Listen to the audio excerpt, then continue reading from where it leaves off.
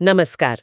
आज हम एक बहुत पुरानी लोक कथा श्यामू ग्वाला और भोलेनाथ का चमत्कार इससे जुड़ी जो जानकारी है उस पर थोड़ी गहराई से बात करेंगे। हाँ, ये सदियों पुरानी बात है। मध्य भारत के किसी जंगल की घटना। और कहानी का जो मुख्य पात्र है वो श्यामू नाम का एक ग्वाला है, मतलब गाय चराने वाला। बिल्कुल। उसका जीवन आप देखें तो बेहद सादा था। हाँ, रोज बस गायों को जंगल ले जाना और शाम को घर लौटकर भोलेनाथ की एक छोटी सी मिट्टी की मूर्ति पर जल चढ़ाना, बस यही। कोई बड़ा मंदिर नहीं, कोई पूजा का खास तामझाम नहीं था उसके पास। पर हाँ, शिव के लिए मन में श्रद्धा सच्ची थी। और देखिए, यही बात इस कहानी को खास बनाती है। हम यही देखेंगे कि कैसे शामू की ये जो एकदम सरल रोज की भक्ति थी, वो एक असाधारण, एक चमत्कारी घटना का कारण बन जाती है। ये इस बात पे जोर देती है कि भाई सच्ची आस्था के लिए कोई भव्यता, कोई दिखावा जरूरी नहीं है। बिल्कुल सही। तो चलिए इस दिलचस्प कहानी को परत दर परत खोलते हैं, समझते हैं कि ये हमें क्या सिखा सकती है। कहानी की शुरुआत ही शामू की सादगी से होती है। हाँ, और ये चीज जैसे भक्ति आंदोलन की उस मूल भावना से जुड़ती है ना, जहाँ मतलब दिल की पुकार शायद ज्यादा मायने रखती थी जटिल रीति रिवाजों से। बिल्कुल। ये दिखाना बहुत जरूरी है कि उसकी पूजा कितनी सहज थी। रोज का नियम, मिट्टी की मूर्ति, बस थोड़ा सा जल। कोई मंत्रोच्चार नहीं, कोई दिखावा नहीं। नहीं। लेकिन कहानी में असल मोड़ तब आता है जब एक दिन जंगल में एक भयानक तूफान आ जाता है। हाँ, घनघोर बारिश, बिजली कड़क रही है, जाहिर है डर का माहौल। और उस तूफान में शामू की गायें डरकर भाग जाती हैं इधर उधर। बेबस हो जाता है वो जंगल में अकेला, डरा हुआ। हाँ, एक पेड़ के नीचे बैठकर बेचारा रोने लगता है, अपनी हालत पर विलाप करता है। तो वो जो संकट का पल था, वो जैसे उसकी आस्था की एक परीक्षा बन गया। हाँ, और उसी घबराहट में, उसी बेबसी में वो पूरी श्रद्धा से भोलेनाथ को पुकारता है। हाँ, बस दिल से आवाज निकलती है, भोलेनाथ मेरी मदद करो, मेरी गाय मिल जाए बस। कोई सजी सजाई प्रार्थना नहीं, बस एक पुकार, एक मासूम भक्त की गुहार। और यहीं पर कहानी में वो अलौकिक तत्व आता है। हाँ, कहते हैं कि जैसे ही शामू ने पुकारा, एकदम से एक तेज रोशनी फैली।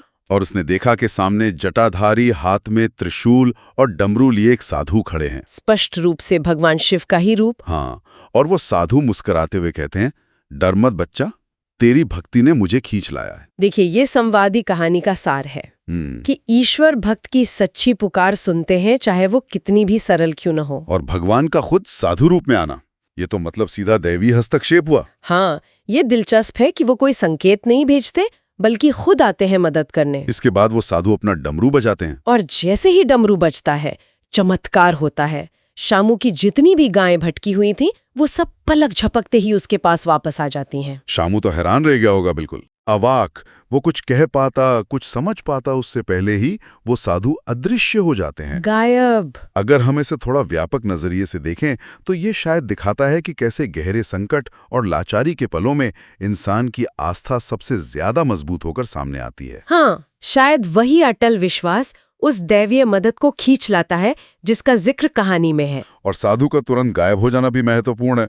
कृपा हुई क्षण भर को, पर उसका असर देखो कितना स्थायी होने वाला था। क्योंकि कहानी यहीं खत्म नहीं होती। नहीं, बिल्कुल नहीं। अगली सुबह जब शामू अपनी गायों के साथ सुरक्षित घर पहुंचता है, तो अपनी पूजा की जगह पर एक और आश्चर्य देखता है। हाँ, जहाँ वो रोज मिट्टी की मूर्ति रखता था, वहाँ अब एक सुंदर प्राकृतिक रूप से बना हुआ शिवलिंग स्थापित है। भगवान शिव का पवित्र प्रतीक। हाँ, तो वो शिवलिंग जैसे शामू की भक्ति की स्वीकृति बन गया, भोलेनाथ की कृपा का एक स्थायी प्रमाण। जाहिर है गांव वाले भी ये चमत्कार देखकर हैरान रह गए होंगे।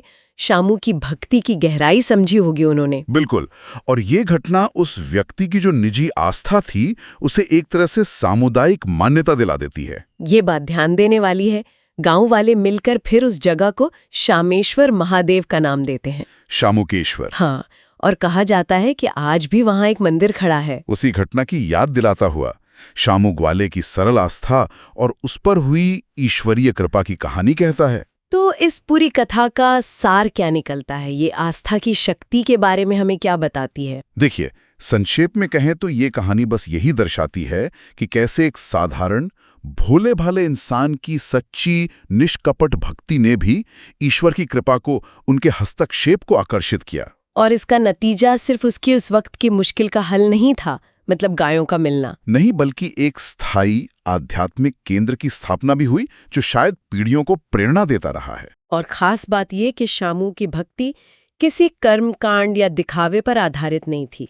बिल्कुल नहीं, वो तो उसके दिल की सच्चाई थी, उसके रोज के जीवन का हिस्सा थी। सही। और श्यामेश्वर महादेव मंदिर का होना वो उस घटना की, उस सरल विश्वास की और उस पर हुए चमत्कार की एक तरह से भौतिक गवाही के रूप में आज भी मौजूद है। लोक कथाओं की यही तो ताकत होती है, ऐसे विश्वासों को जीवित रखती हैं। हाँ, तो ये कहानी हमें सोचने पर मजबूर करती है, क्या वाकई सच्ची आस्था को प्रकट होने के लिए हमेशा बड़े आयोजन, विशाल मंदिर या मुश्किल पूजा पाठ की ही जरूरत होती है? या फिर वो कहीं भी किसी भी साधारण इंसान के दिल में किसी भी सरल रूप में जाग सकती है और असाधारण नतीजे दे सकती है? शायद यही सवाल ये कहानी हमारे लिए छोड़ जाती है।